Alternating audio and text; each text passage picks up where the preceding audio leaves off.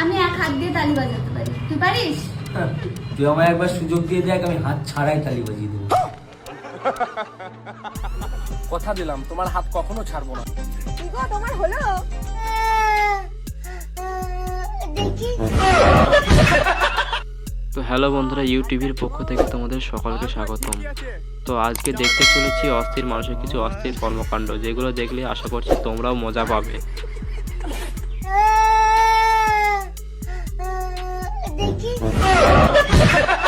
ওই জন্য বলে না, কেউ কাউরের মনের খবর বুঝতে পারে না, কেমন ভাবিয়ে এসে বড় ভাইয়ের মেশিনটা দেখে নিল।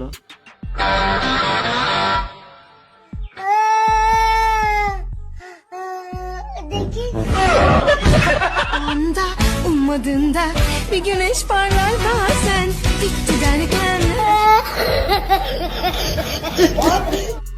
এখানে বোঝা যাচ্ছে ছোটবেলার থেকে তপস্যা করা বউটা সে আজকেই পেয়েছে।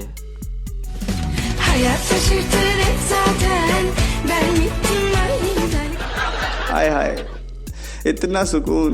প্রথমটা নিলাম স্বামী স্ত্রীর ভালোবাসা বোঝানোর জন্য, আর দ্বিতীয়টা? দ্বিতীয়টা নিলাম ওই যে দুটি সন্তান যথেষ্ট তার জন্য। বড় ভাই যখন পাড়ার ভাবিকে জিজ্ঞেস করে দুটি সন্তান বেশি নয় একটি হলে ভালো হয়, তখন ভাবির উত্তরটা দেখার মতো। আর 3 নাম্বারটা? এইডি ভাই ভুলেই হয়ে গেছে। তাহলে 4 নাম্বারটা কি? ওই যে জোড়া মিলাতে হবে নে।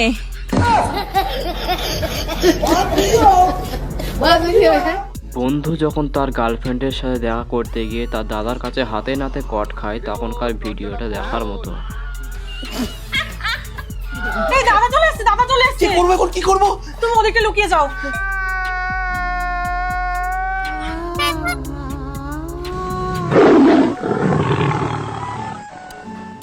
এরে তো এল লাগ গয়ে। দরজাটা না ওদিক দিয়ে খুলে দিয়েছে। বান্ধবী যখন বলে আমি এক হাত দিয়ে তালি বাজাতে জানি, তুই কি জানিস? সে হয়তো জানে না আমার বন্ধুও কম খেলোয়াড় নয়। আমি এক হাত দিয়ে তালি বাজাতে পারি, তুই পারিস? তুই আমায় একবার সুযোগ দিয়ে দেখ, আমি হাত ছাড়াই তালি বাজিয়ে দেবো। প্যারি সমাজ গই। আচ্ছা, আপনার নামটা যেন কি? সামিয়া। শুনতে পারি না, একটু জোরে বলা যায়? সামিয়া। हाय हाय इतना सुकून। যারা বলে বিয়েটা করে নে তারাই একমাত্র জানে যে বিয়ে করাটা কতটা ঝামেলা। বন্ধু এখন বিয়ে করে ধরা পড়ে গেছে। আপনি কি এরকম আস্তে ধীরেই কথা বলেন? না, আমি আস্তে কথা বলতে পারি না। আমার লাভ লস নেই, আমার লাইফটাই লস। বৌদি যখন ঠাম্মাকে জিজ্ঞেস করে তোমাদের টাইমে 5টা 6টা করে বাচ্চা নেওয়ার কারণটা কি ছিল, তখন তো টিভি ছিল না, আমরা এটা নিয়ে আনন্দ করি।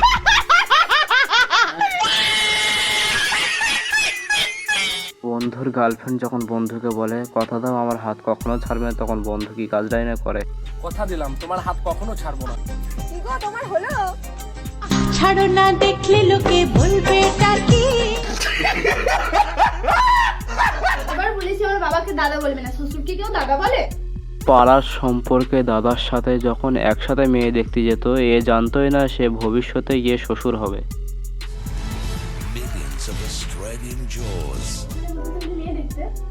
আরে না, তোমার বাবা ওই একটু বৌদি দেখতে।